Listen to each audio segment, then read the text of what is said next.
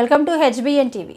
భద్రాద్రి కొత్తగూడెం జిల్లా మణుగూరు మున్సిపాలిటీ పరిధిలోని భగత్ సింగ్ నగర్లో పురపాలక సంఘం వారు నిర్వహించిన ప్రజాపాలన గ్రామ సభకు ముఖ్య అతిథిగా విచ్చేసి గ్రామ సభను ప్రారంభించిన పిడపాక ఎమ్మెల్యే పాయం వెంకటేశ్వర్లు.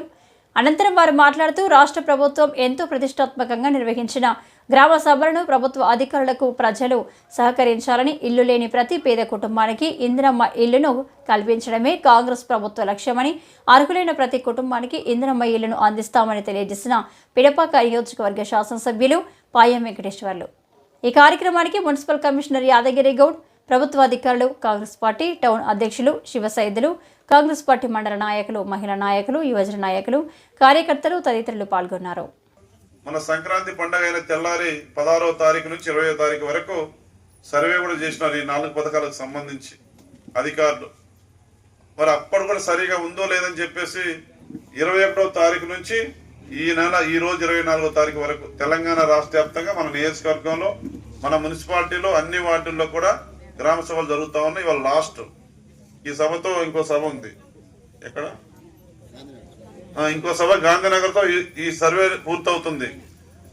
ఈ రకంగా ఈ గ్రామ సభలో ఈ పథకాలకు సంబంధించి పూర్తి స్థాయి ప్రజలకు తెలిసి అర్హత కలిగిన వాళ్ళని గుర్తించి గ్రామ సభ ఆమోదం పొందిన వాళ్ళకే 26వ తారీఖు నుంచి ప్రారంభమయ్యే పథకాల్లో వాళ్ళకు ఈ పథకాలు వర్తిస్తాయి. కాబట్టి ఇవాళ రేషన్ కార్డులకు సంబంధించి కూడా పెళ్ళైన ప్రతి కుటుంబానికి, రేషన్ కార్డు లేని ప్రతి కుటుంబానికి కొత్త రేషన్ కార్డు ఇవ్వడానికి మన ప్రభుత్వం శ్రీకారం చుట్టింది. అందరికీ రేషన్ కార్డులు వస్తాయి, కొత్త రేషన్ కార్డులు లేని వాళ్లకు. ఇది నిరంతర ప్రక్రియ. ఇవాళ సమావేశం పెట్టుకున్నాం, 26వ తారీఖున ఈ పథకం ప్రారంభం అవుద్ది. తర్వాత మర్చిపోతారు, మాకు కార్డు వస్తుందో లేదో అనే బెంగ ఎవరికి వద్దు, ఆందోళన ఎవరికి వద్దు. ధైర్యంగా ఉండండి, ఎవరు చెప్పినా నమ్మకండి. మీరు ఓట్లేసి గెలిపించిన మీ ఎమ్మెల్యే నాకు తెలియజేయండి. కాళీమాత ఏరియా 20వ వార్డులో 186 కుటుంబాలు ఉన్నారు. ఈ 186 కుటుంబాలు కూడా ఇక్కడే నేను పుట్టి పెరిగాను. మీ కుటుంబంలో ఒక అన్నగా తమ్ముడిగా మీరు దీవించి ఎమ్మెల్యేగా గెలిపించారు. మీకు అన్నగా తమ్ముడిగా ఈ పథకాలు అందించడానికి నేను అండగా ఉన్నాను మీ ఎమ్మెల్యేగా. ఎవరికైనా రాకపోతే నాకు తెలియజేయండి. ఈ గ్రామ సభలో కూడా ఈ 4 పథకాలకు సంబంధించి కూడా లిస్టులు చదువుతారు. మీరు గతంలో ప్రజాపాలనలో పెట్టుకున్న దరఖాస్తులు, అదేవిధంగా కులగణంలో సర్వే రిపోర్టు, తర్వాత మీరు రేషన్ కార్డు కావాలనో, ఇందిరా మిల్లు కావాలనో, మరి మీ సేవలో దరఖాస్తు పెట్టుంటారు, ఎంఆర్ఓకి ఇచ్చుంటారు. ఇవన్నీ దరఖాస్తులు పరిశీలించి ఈ వార్డులో ఎవరెవరికి ఏం కావాలో రిపోర్టు తయారు చేసినారు. ఈ 4 పథకాలకు ఎవరు అర్హులు అవుతారు, ఎవరు అర్హులు కారు, దేనికి అనేది వివరాలు సంబంధించిన రిపోర్ట్ కూడా ఇక్కడ తీసుకొచ్చారు మన కమిషనర్ గారు, వారి టీము. వారు మీకు పథకాల వరకు చదివి వినిపిస్తారు. ముందు ప్రభుత్వ సందేశాన్ని చదివి వినిపించారు. ఈ నెల 4 పథకాలు ఈ నెల 26వ తారీఖున ప్రారంభం చేస్తుంది మన గవర్నమెంట్. ప్రజలకు ఇచ్చిన వాగ్దానాలను నెరవేర్చే కార్యక్రమంలో భాగంగా ఈ నెల 26వ తారీఖు 4 పథకాలు అన్ని వర్గాల పేద ప్రజలకు అందించడానికి మన ప్రభుత్వం శ్రీకారం చుట్టింది. 26వ తారీఖున ప్రారంభం కాబోతా ఉన్నాయి పథకాలు. దానికి సంబంధించినటువంటి అంశాల మీద మాట్లాడుకోవడానికి ఈ గ్రామ సభలో మనం ఇక్కడ కూర్చున్నాం. ఆ 4 పథకాలు కూడా, ఒకటి రైతు భరోసా, ఒకటి ఇందిరమ్మ ఆత్మీయ భరోసా, కొత్త రేషన్ కార్డులు, ఇందిరమ్మ ఇల్లు.